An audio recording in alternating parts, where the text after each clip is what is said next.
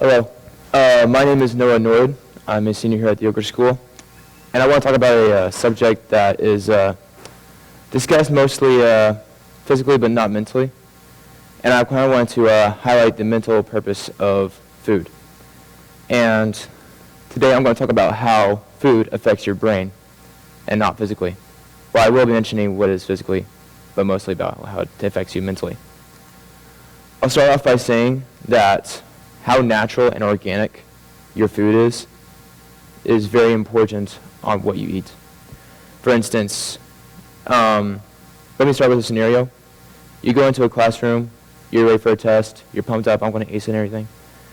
And you go in, you take the test. Next day you come back, and it's not the grade you wanted. It's something low. And you're asking yourself, wait, I studied for that, I mastered it, why didn't I do well on it? Well, there's a difference between that and having a good grade. And the thing is it so minimal that it could be the food you eat that morning was the reason why you failed? And it can. How natural it is affects everything. If it's natural, if it's good for you, has no preservatives, then there's no blockage for that nutrients to get straight into your system.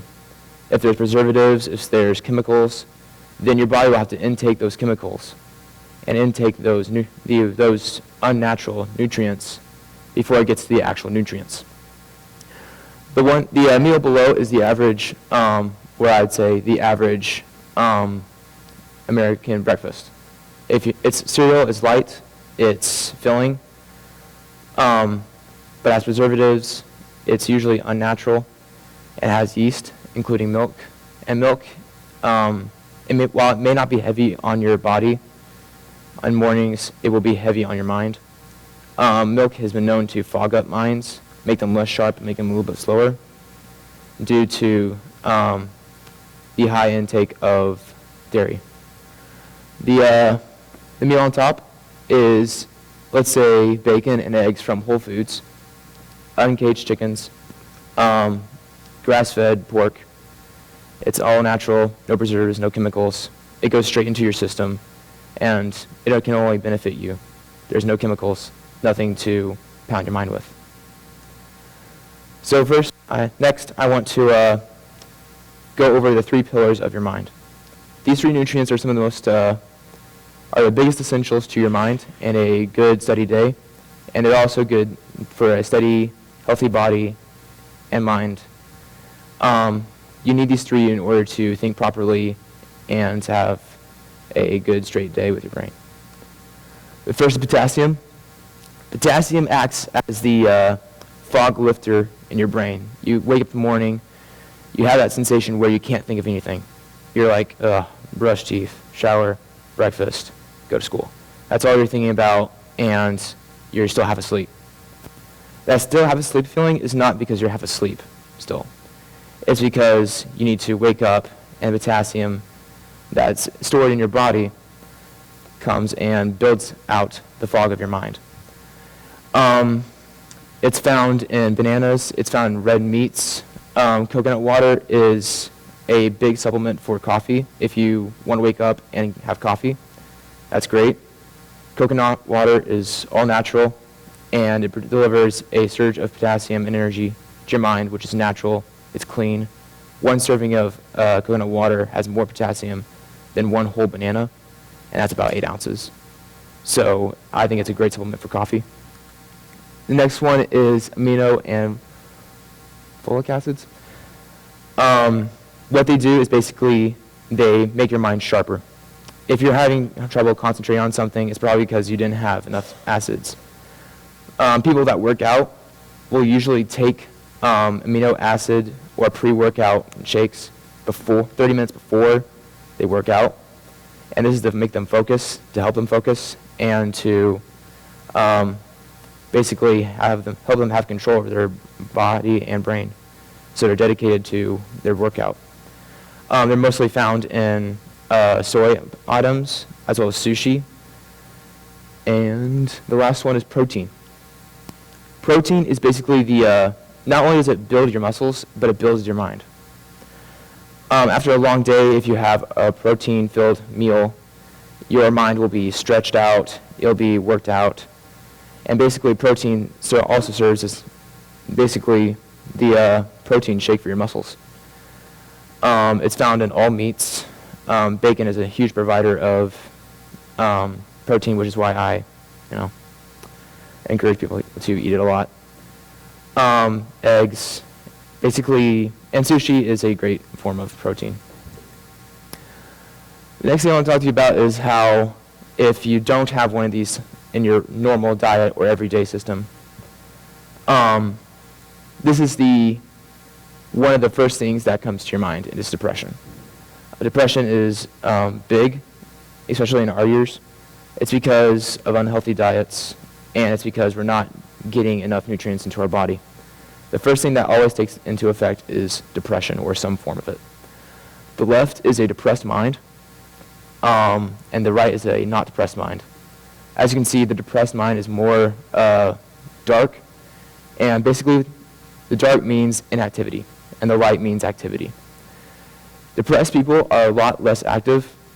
They won't think as quick, they can't think as sharply, and they can't do things as well as somebody who is not depressed, who's eating more, who's getting more nutrients in. It's a huge difference in your mind. But if you're going with this continuously over a period of weeks, just to simply changing your diet, it can turn from that to a not depressed mind. Now, the next thing I want to talk to you about is how, okay, so we've done all this diet stuff, we changed our diet. Now, how do we get confidence? There's a hormone in your body called serotonin. It's basically the hormone that creates happiness in your brain and throughout your body. Confidence generates this very quickly. And confidence can be achieved by making goals, improving yourself. And exercise, along with a mixed diet, is one of the greatest ways of gaining confidence and gaining happiness, which is the opposite of depression, which makes you on the path to a healthier, more sustainable life. It can be as simple as running. Another great way is to get into an exercise program. They're fun, they're good teamwork, they teach you. And the most two rising exercise programs and workout programs are Insanity and CrossFit. Insanity, if you are, out of shape, if you've never worked out before, Insanity is one of the best things you can do for your body. It tones you up, makes you get a good body, and it makes you fit for everyday activities. CrossFit, if you're not out of shape but you're skinnier and you just want to purely, what did I do? There it is. Okay. If you want to build more muscle than you do want to lose fat, CrossFit basically is cardio and weightlifting put together for competitivity. You'll be like 30 burpees, 30 pull-ups, 30 push-ups, 5 rounds for time. And you're doing that against 15 people, and you get a reward if you get the first place. It's a great motivation. It's motivating, it's hard, but in the end it's worth it. The result of a healthy diet and healthy exercise routine, all blended again together, can create for you one of the healthiest bodies and healthiest minds you've ever had. The reason why I did this PowerPoint was because I was not a good diet and not a good shape around this time last year. Around this time last year, after some tests, I figured out I had something called celiac disease. There was a recent TEDx about it, but if you don't know what it is the highest form of wheat intolerance without physical effects. If I ate a corner of bread today, I would be as disoriented as a 24-year-old man with a 2.0 alcohol level, possibly a 3.0. And I won't be able to do anything for the rest of the day, possibly a couple of days. This motivated me to, even though I have this allergy and I can't do a lot of things other people can do, that I can go out and achieve what people normally give up on and achieve a healthy mind, get confidence in myself, and be healthy. And I hope this speech motivates you and helps you to gain a goal that could go into your older years and create for you a happy life. Thank you so much.